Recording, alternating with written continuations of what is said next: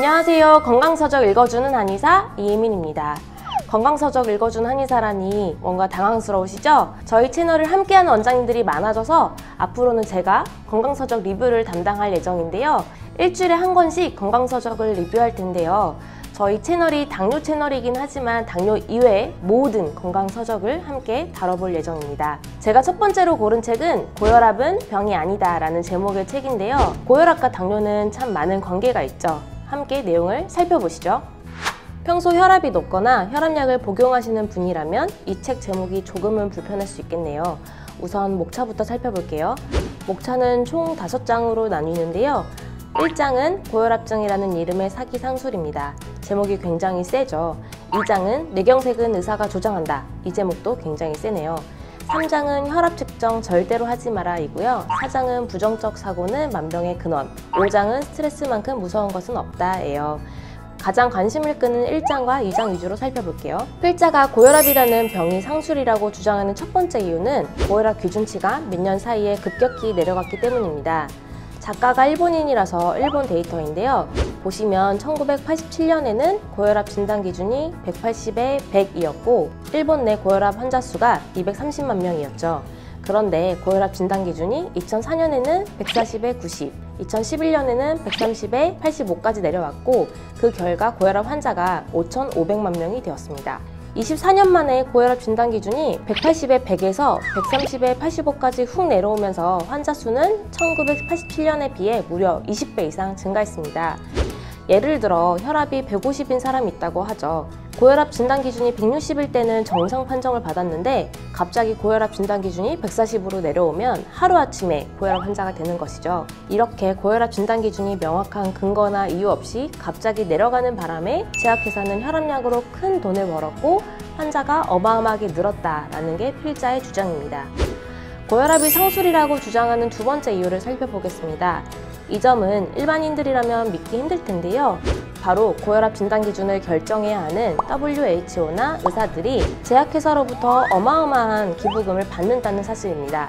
책에 따르면 WHO는 예산의 70%를 제약회사의 기부금에 의존한다고 하네요. 이게 정말 사실이라면 인류의 건강을 책임져야 할 WHO가 재정의 대부분을 담당하는 제약회사의 요구나 입맛대로 정책을 펼 수밖에 없겠죠. 병원이나 의료인도 마찬가지입니다. 실제 2008년 3월 30일자 요미우리 신문에도 실린 내용인데요. 고혈압 진료 지침을 작성한 의사의 87%가 제약회사로부터 기부금을 받았다고 합니다. 진료 지침이라는 게 뭐냐면 쉽게 말해 의사가 고혈압 환자를 볼 때 참고하는 가이드라인, 매뉴얼 정도라고 생각하시면 됩니다.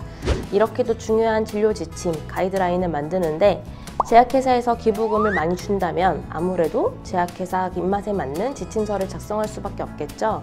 기부금 총액이 1조 2,650억 원이라고 하는데요. 액수가 너무 커서 감이 잘 오지 않는 어마어마한 돈입니다. 지금까지 필자가 고혈압이라는 병이 상술이라고 주장하는 두 가지 이유를 살펴봤습니다.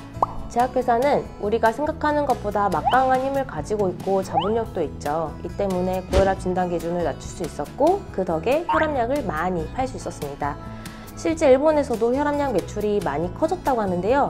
혈압약 매출액이 1980년대 말경에는 2조 원 정도였는데 2008년에는 10조 원을 넘어서 5배가 증가했다고 합니다. 자, 그렇다면 필자는 왜 고혈압을 병이 아니라고 제목에서부터 강조하는 걸까요? 혈압이 높아도 된다는 걸까요? 지금부터 그 이유를 살펴볼게요.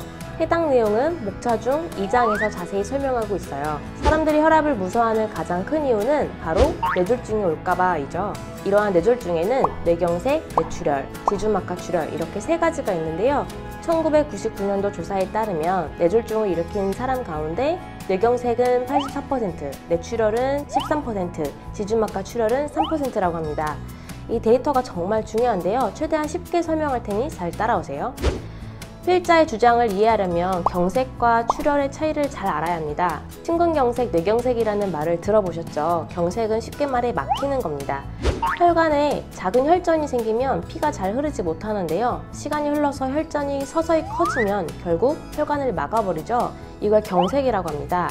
핵심은 혈전이 혈관을 막은 거고 피가 잘 흐르지 않는다는 사실인데요. 이럴 때 어떻게 해야 할까요? 피가 흘러야겠죠.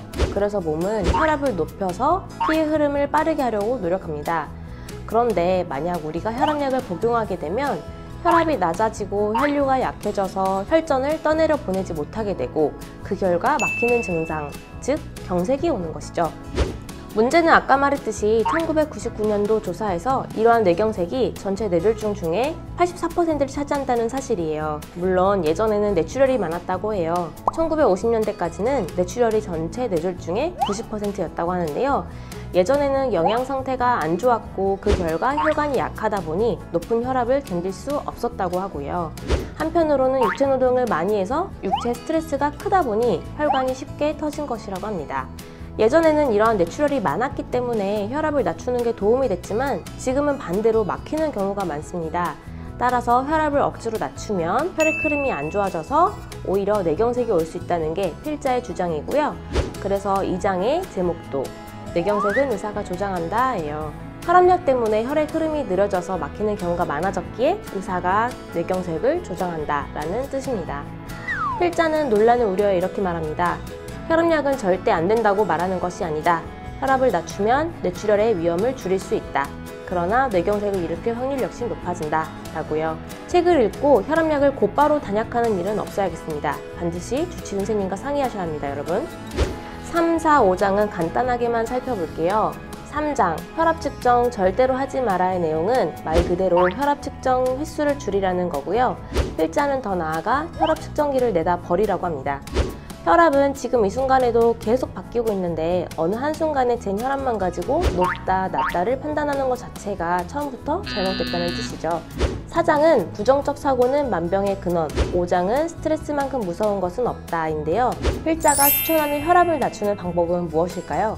바로 많이 웃고 긍정적으로 생각하고 자세를 바르게 하고 휴식을 취해야 한다 라고 합니다.